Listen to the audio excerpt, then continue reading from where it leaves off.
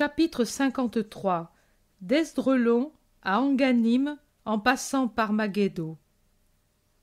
Le cousin Jacques demande: « Seigneur, cette montagne, c'est le Carmel ?» « Oui, frère, c'est la chaîne du Carmel, et la cime la plus haute lui a donné son nom.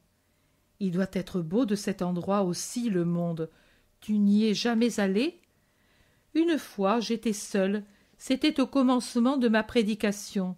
Au pied de cette montagne, j'ai guéri mon premier lépreux, mais nous irons ensemble pour évoquer Élie. Merci Jésus, tu m'as compris comme toujours.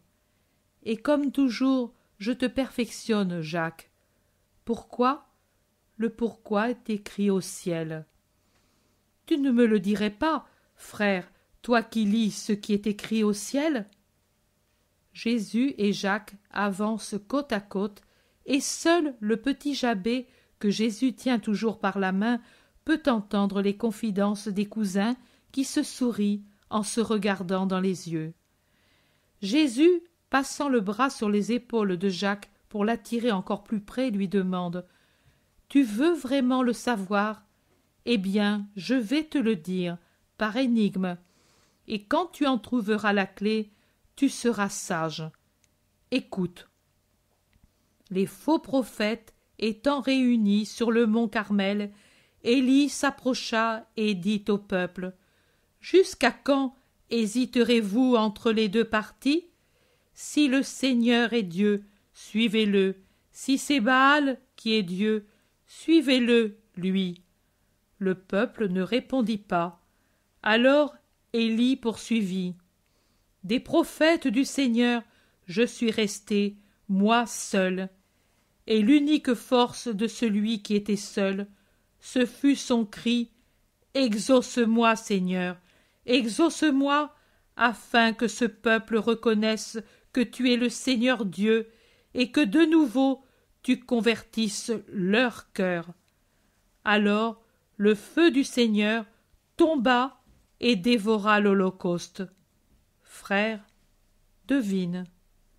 Jacques réfléchit, la tête inclinée, et Jésus le regarde en souriant. Ils font ainsi quelques mètres, puis Jacques dit: « Cela se rapporte à Élie ou à mon avenir ? » « À ton avenir, naturellement. » Jacques réfléchit encore et puis murmure: « Serais-je destiné à inviter Israël à suivre avec vérité un seul chemin ? Serais-je appelé à être le seul resté en Israël ? Si oui, tu veux dire que les autres seront persécutés et dispersés et que je te prierai pour la conversion de ce peuple, comme si j'étais un prêtre, comme si j'étais une victime. Mais si c'est ainsi, enflamme-moi dès maintenant, Jésus. Tu l'es déjà, mais tu seras enlevé par le feu, comme Élie. C'est pour cela que nous irons, moi et toi seul, parler sur le Carmel. Quand ? Après la Pâque ? Après une Pâque, oui, et alors je te dirai tant de choses. Un beau cours d'eau qui s'en va rapidement vers la mer, gonflé par les pluies de printemps et par la fonte des neiges, arrête leur marche. Pierre accourt et dit: « Le pont est plus en amont, là où passe la route qui va de Ptolémaïs à Anganim ou Anganin. » Jésus revient docilement en arrière et franchit le cours d'eau sur un solide pont de pierre. Tout de suite après se présentent d'autres petites montagnes et des collines, mais de peu d'importance. Philippe demande: « Serons-nous dans la soirée à Anganim ? » « Certainement, mais maintenant nous avons le petit. Es-tu fatigué, Jabé ? » demande affectueusement Jésus. « Sois sincère comme un ange. »« Un peu, Seigneur, mais je m'efforcerai de marcher. » « Cet enfant est affaibli, » dit l'homme d'Andorre avec sa voix gutturale. « Bien sûr, » s'exclame Pierre, « avec la vie qu'il mène depuis quelques mois. Viens que je te prenne dans mes bras. »« Oh non, Seigneur, ne te fatigue pas, je puis encore marcher. »« Viens, viens, tu n'es sûrement pas lourd, tu ressembles à un oiseau mal nourri. et Pierre le hisse à cheval sur ses épaules carrées en lui tenant les jambes. Il marche rapidement car le soleil donne maintenant à plein et invite à activer la marche vers les collines ombragées.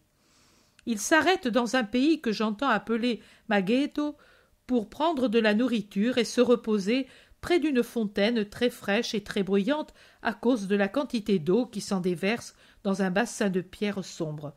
Mais personne du pays ne s'intéresse aux voyageurs anonymes au milieu des autres pèlerins plus ou moins riches qui vont à pied ou à âne ou à mulet vers Jérusalem pour la Pâque. Il y a déjà un air de fête et beaucoup d'enfants se trouvent avec les voyageurs très gais à la pensée de la cérémonie de la majorité.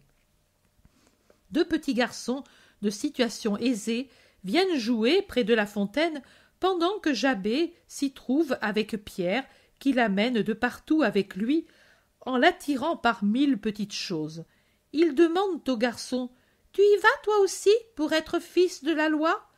Jabé répond timidement « Oui », mais se cache presque derrière Pierre. « C'est ton père ? Tu es pauvre, n'est-ce pas ?»« Je suis pauvre, oui. » Les deux garçons, peut-être fils de pharisiens, le considèrent avec ironie et curiosité et lui disent « Cela se voit. » En fait, cela se voit. Son petit vêtement est bien misérable. Peut-être l'enfant a grandi, et bien que l'ourlet de l'habit, d'une couleur marron, que les intempéries ont délavé, ait été défait, le vêtement arrive à peine au milieu de ses petites jambes brunes, laissant à découvert les petits pieds mal chaussés de 2 sandales déformées, tenues par des ficelles qui doivent torturer ses pieds. Les garçons, rendus impitoyables par l'égoïsme propre à de nombreux enfants et par la cruauté d'enfants qui ne sont pas foncièrement bons, disent « Oh, alors, tu n'auras pas un habit neuf pour ta fête ?» Nous, au contraire, n'est-ce pas, Joachim? Moi, tout rouge, avec un manteau pareil. Lui, de son côté, couleur de ciel, et nous aurons des sandales avec des boucles d'argent et une ceinture précieuse, et un talet retenu par une lame d'or, et un cœur de pierre, je le dis, moi, s'exclame Pierre qui a fini de se rafraîchir les pieds et qui remplit d'eau toutes les gourdes. Vous êtes méchants. La cérémonie et l'habit ne valent rien si le cœur n'est pas bon. Je préfère mon enfant. Débarrassez la place, orgueilleux. Allez chez les riches et respectez ceux qui sont pauvres et honnêtes. Viens, Jabé, cette eau est bonne pour les pieds fatigués. Viens que je te les lave. Après, tu marcheras mieux. Oh, ces ficelles, comme elles t'ont fait du mal. Il ne faut plus que tu marches. Je te porterai dans mes bras jusqu'à ce que nous soyons à Enganim. Là, je trouverai un marchand de sandales et je t'achèterai une paire de sandales neuves. Et Pierre lave et essuie les petits pieds qui, depuis longtemps, n'ont pas eu pareille caresse. Caresse. L'enfant le regarde, hésite, mais ensuite se penche sur l'homme qui relasse ses sandales. Il l'entoure de ses petits bras amaigris et dit « Comme tu es bon !» et il baise ses cheveux grisonnants. Pierre s'émeut. Il s'assoit par terre sur le sol humide tel qu'il est. Il prend l'enfant sur ses genoux et lui dit « Alors, appelle-moi père !» Ils forment un petit groupe charmant.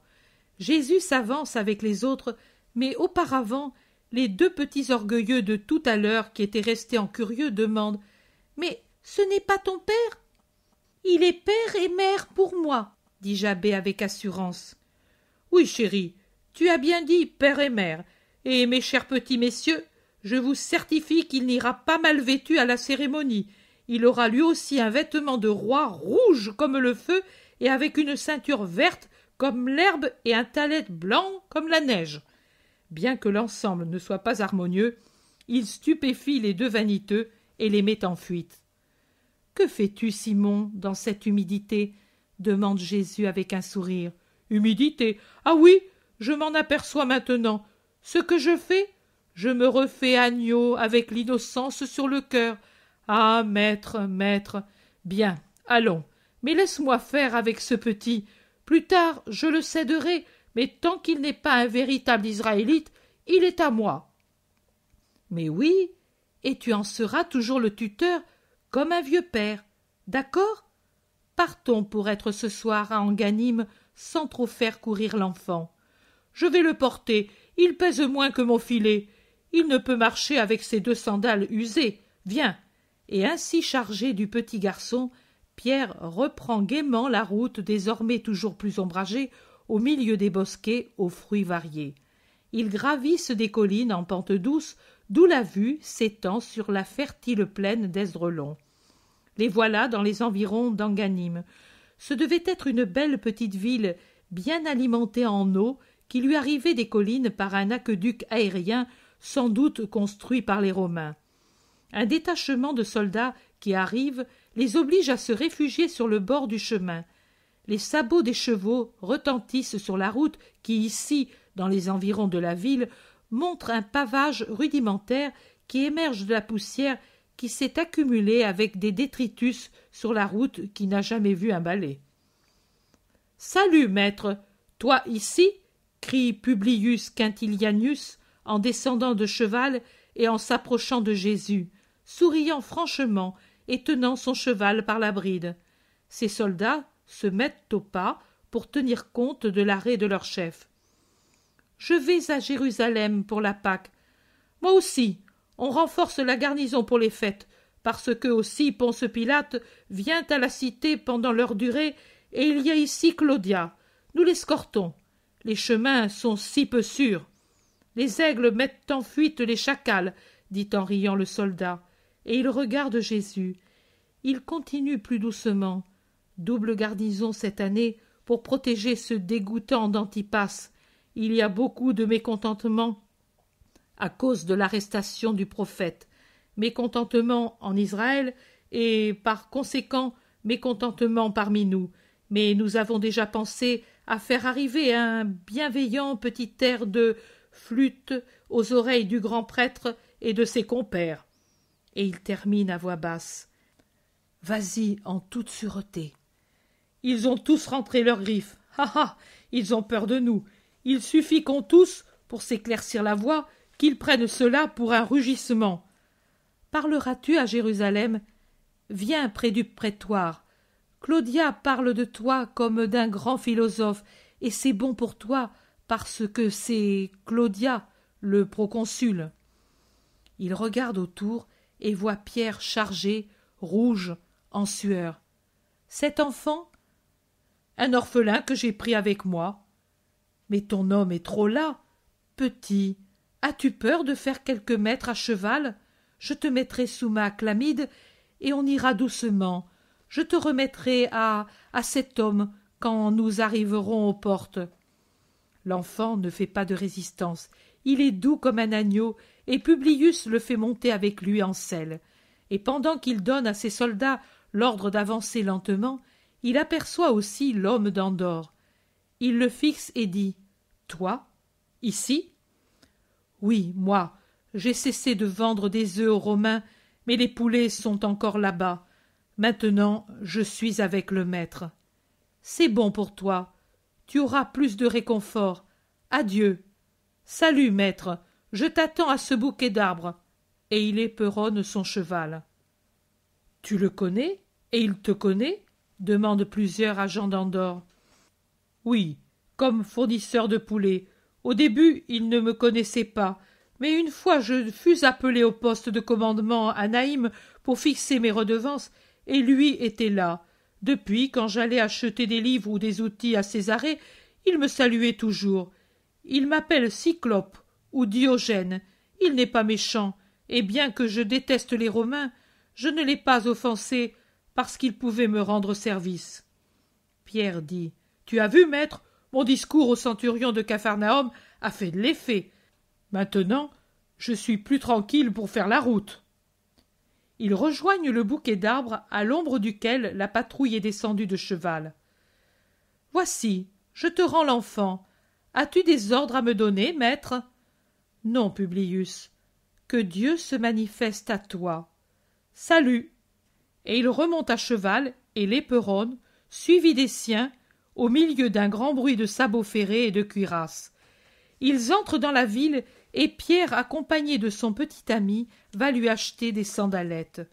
Le zélote dit « cet homme meurt du désir d'avoir un fils, et il ajoute, il a raison. Je vous en donnerai des milliers. Maintenant, allons chercher un abri pour continuer la route demain au point du jour. Au point du jour. Au point